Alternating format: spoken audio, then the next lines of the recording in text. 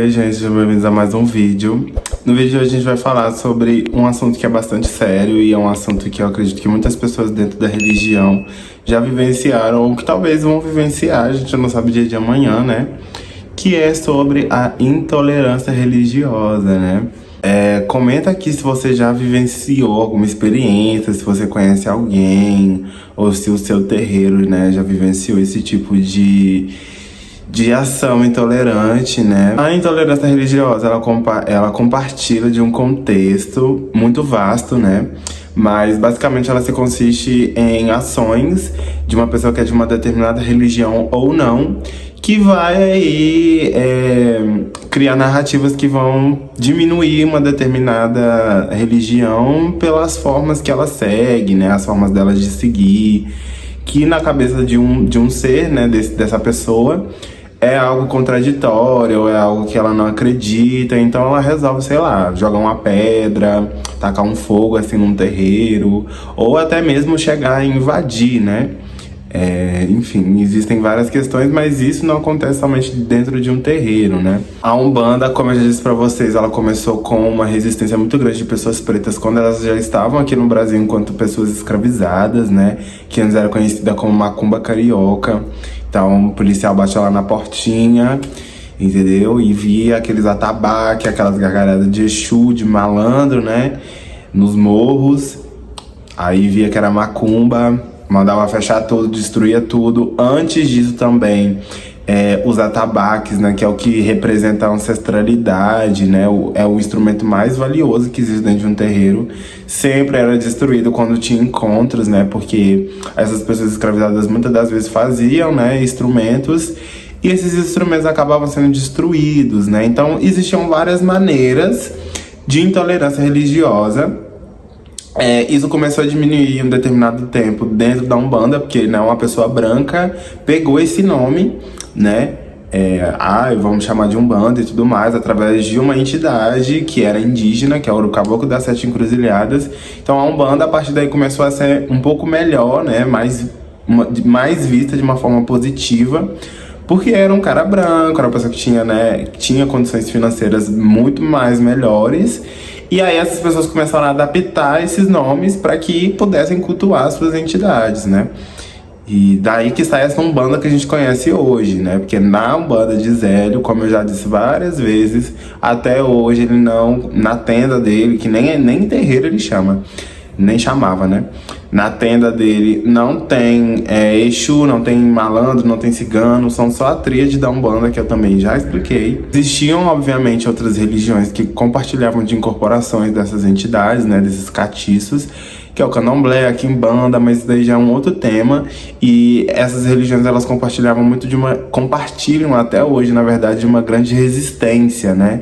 Então, tipo, o Candomblé, né, a Quimbanda, hoje é do jeito que é, né, se perdeu muita coisa, mas foi porque eles tentaram resistir a partir dali, então nunca perderam a sua essência, então sempre foi uma religião de muita resistência, né. A Umbanda precisou se adaptar a isso, né, utilizou como uma forma porque foi necessário, gente. Mas antes era considerado como macumba carioca, né, tinha outros nomes também em outros espaços, mas esses nomes acabaram ressignificados em uma coisa só, porque a Umbanda começou a ser respeitada, a Umbanda começou a ser escrita, né, em jornais, começaram a ter entrevistas, né, porque era uma pessoa branca que estava no espiritismo, que desafiou grandes mestres e que falou assim: então, vocês não são foda? Pois é, eu vou abrir a minha tenda de caboclo, quem quiser ir lá, o horário é tal, piriri, pororó.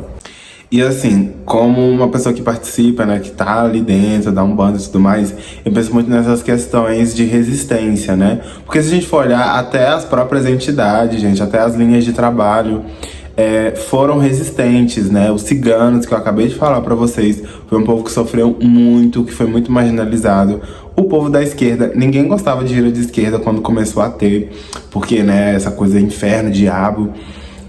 Os Exus e Pombageiras foram pessoas assim, né, que estavam na marginalidade, então eram pessoas cafetões, prostitutas, pessoas que já mataram várias pessoas, enfim, que já fizeram feitiço, os pretos velhos, né, pessoas que querendo ou não, viveram aí, né, 100 anos na escravidão. Muitos aí viveram muito tempo na escravidão, sofrendo racismo, sofrendo todo tipo de agressão psicológica, enfim.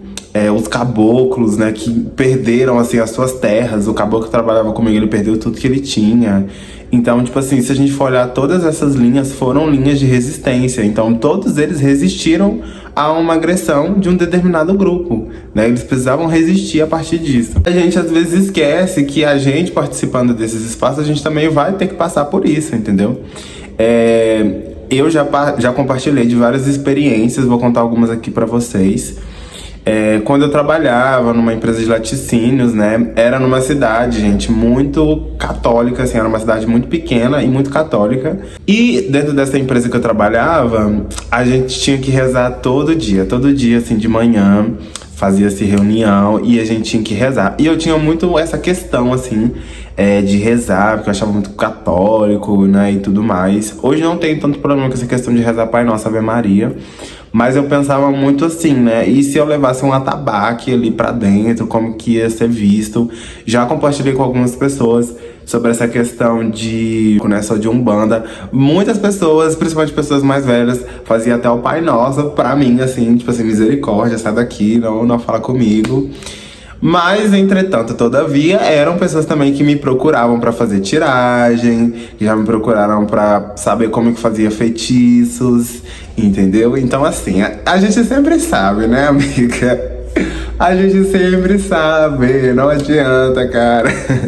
E assim, terminava a tiragem, falava assim, não conta pra ninguém, tá? Que eu vim aqui te procurar, porque senão, né, eu sou católica, graças a Deus. E a gente sempre sabe. Então eu compartilhava muito disso, só que eu nunca liguei tanto. Só que teve uma situação assim que me chateou bastante, que foi dentro da casa da minha irmã, né, que a gente morava juntos e tal. Na qual ela e o marido dela não gostavam muito dessas coisas de Umbanda e tal. E eu tinha uma imagem de Oxum, assim, eu já até contei essa história. E aí eu levei essa imagem de Oxum pra casa dela, né, e coloquei num lugar que ali era meu quarto. E eu comecei a acender vela. Aí, num determinado dia eu levei, acendi a vela e deixei e fui trabalhar. Quando eu voltei, aí já fizeram um testão, né? Falou assim que não queria, porque podia queimar a casa. Aquelas desculpinhas que a gente sempre sabe, mas que eu já sabia que era por conta da imagem, que não queria. E aí aquilo criou um debate, assim. Não queria nem que eu acendesse velas, não queria que eu fizesse nada lá dentro, tipo, nem incenso, nem nada, nem as minhas tiragens. Então era bem desconfortável. E aí, tipo assim, houve essa questão, né, e tal, a gente acabou discutindo um pouco, que eu não achei certo, mas eu precisava entender que eu tava na casa dela, não estava na minha casa. E aí eu acabei tirando, levei pro terreiro, doei pro terreiro até a imagem. E aí ela pegou e comprou uma imagem de uma santa também, né, católica, que pelo que eu entendi é uma santa que é Nossa Senhora do Rosário grávida. Que se você for olhar o contexto de Oxum, tem muita essa ligação com fertilidade, né? E tipo assim, a única coisa que mudava, gente, era que tipo assim, uma era preta, a outra era branca, sabe? E isso me chateou muito, assim, porque, né, a minha irmã é preta também. Então isso assim me pegou de um jeito que eu parei pra pensar. Tipo, eu falei, porra, não mudou nada, gente. Só a única coisa que mudou mesmo foi a cor da imagem, sabe? Tipo, porra, mano, cara. Essas coisas assim sempre me pegavam muito, só que eu nunca parei de cultuar, sabe? E aí, porque eu não quero que acende vela em casa, então eu ia na rua, eu acendia mesmo na encruzilhada, ia lá acender. Eu nem conhecia minhas entidades direito, gente. Eu lembro que eles vinham aparecer pra mim em sonho, fazia as coisas. E assim, eu penso muito nessa questão porque eu vejo muitas pessoas também que vão vir a passar o que estão passando por uma situação na qual elas não podem acender vela dentro de casa, não podem tomar banho de erva dentro de casa. E quando a gente para pra pensar nesse contexto, como eu disse pra vocês, as linhas de trabalho, elas também passaram por esse processo de não poder cultuar a própria religião. Então eles tinham meios de criação, né?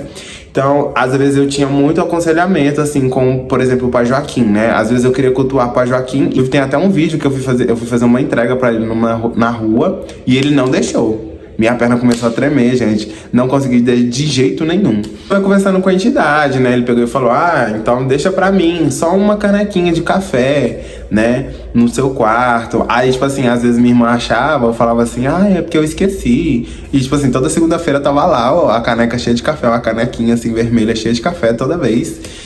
E assim, as outras linhas eu ia mesmo, fazia, cigano, tinha vários macetes, né? Ia tomar banho na cachoeira, porque nessa cidade tinha cachoeira, eu ia fazendo caminhada.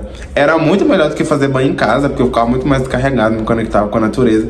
Tem vídeo aqui também que eu fazia isso nessa época que eu gravei, nessa época eu tava bem assim, gravando já. Então tem esse vídeo também, o dia que eu fui fazer até entrega pra Papai Ogum. Eu penso muito nessa questão, eu não sei qual situação vocês estão passando, né? Tem essa questão também da intolerância religiosa com a família. Tem gente que tem intolerância religiosa com o namorado, tem gente que vai ter com a empresa. Eu nunca precisei, de certa forma, falar que eu era de Umbanda, mas às vezes eu penso muito nisso, né? Tipo, se eles perguntassem qual é a sua religião, será que se a gente falar que a gente é de Candomblé, que a gente é de Quimbanda, de Umbanda, será mesmo que a gente vai ser bem aceito, assim, nesses espaços, né? Entra muito nessa questão também da comercialização da religião, né? Porque hoje em dia a Umbanda ela é muito bem vista, assim, por muitos espaços. Hoje em dia, todo lugar que você vai sempre tem um umbandista ali, sempre tem alguém com a guia. Mesmo que seja desinformado, mas ela tem um certo conhecimento, ela sabe que aquilo é legal e ela... Assim, se eu for apanhar, pelo menos ela também apanha junto, né? No mínimo. Mas o que eu venho trazer com isso, né? Durante todo esse período, a gente sempre teve que resistir enquanto umbandista. Todas as pessoas, consulente, todo mundo que estava lá sempre precisou resistir, né? Sempre precisou levantar uma bandeira, né? Que não é levantada sozinha. Todo mundo precisa colocar um pouco de força ali para aquela bandeira ficar em pé. E nunca vai ser fácil, assim, você sempre vai passar por esses desafios. E eu acho que isso é a prova de que você tem fé. Porque se você tá ali ainda, você tá se lascando, você perde a amizade, você perde, sei lá, um namorado, perde o emprego, mas você continua tendo fé, eu acho que isso é o que mais importa, sabe? Tipo, gente, sério mesmo, eu já passei por essas situações, assim, a ponto de eu querer ir embora da casa da minha irmã, porque eu achava que a qualquer momento a gente ia brigar de porrada mesmo, sabe? E o esposo dela ia vir pra cima de mim e não ia dar certo. Então, assim, de eu querer ir embora de casa mesmo. E eu persisti, assim. No dia que eu fui embora, no dia que eu falei que eu ia embora, de fato, eu recebi a notificação que eu ia mudar que eu precisava mudar, porque eu tinha passado na federal. Então, assim, continuem tendo fé. Eu não sei o que vocês estão passando nesse momento. Não sei quais narrativas vocês estão compartilhando, comenta aqui. Talvez vai ser uma forma de desabafo, sei lá, falar o que vocês estão sentindo sobre determinada situação. Mas, só pra finalizar, eu vou falar como que isso impacta também na nossa religião atualmente. Sempre teve muitos segredos dentro da religião, assim, tanto na Umbanda quanto no Candomblé. Tanto que não podia ter muitos registros, não se gravava, não se tinha livros, né? Então tudo que se aprendia era ali dentro, né? Você só ia saber o que é Umbanda dentro de um terreiro, né? E hoje em dia, assim, as pessoas fazem live, as pessoas gravam. Isso traz uma outra imagem pra Umbanda, né? Infelizmente. E aí a gente entra dentro de um outro contexto, que é a marcha de Exu, né?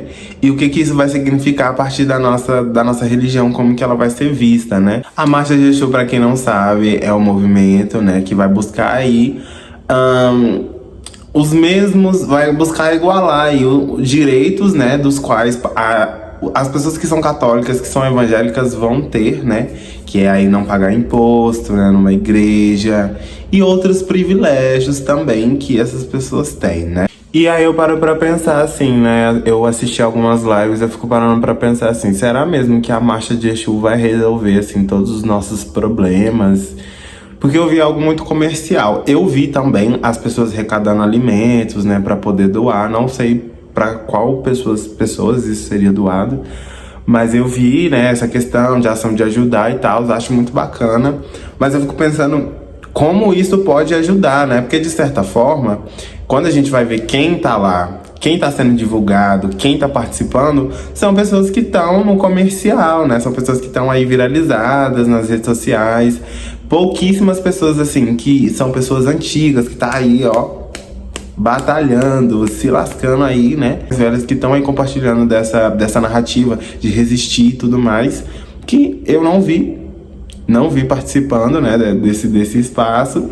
E eu penso também muito nessa questão da comercialização, assim, dentro da religião, que sempre teve, mas que eu vejo hoje, assim, eu vejo hoje um pouco maior, assim, essa questão, que é muito a vaidade, sabe? Tipo, sustentação muito grande de vela, então sempre tem que ter vela, sempre tem que acender vela, sempre tem que ter uma bebida, sempre tem que ter ali a melhor roupa.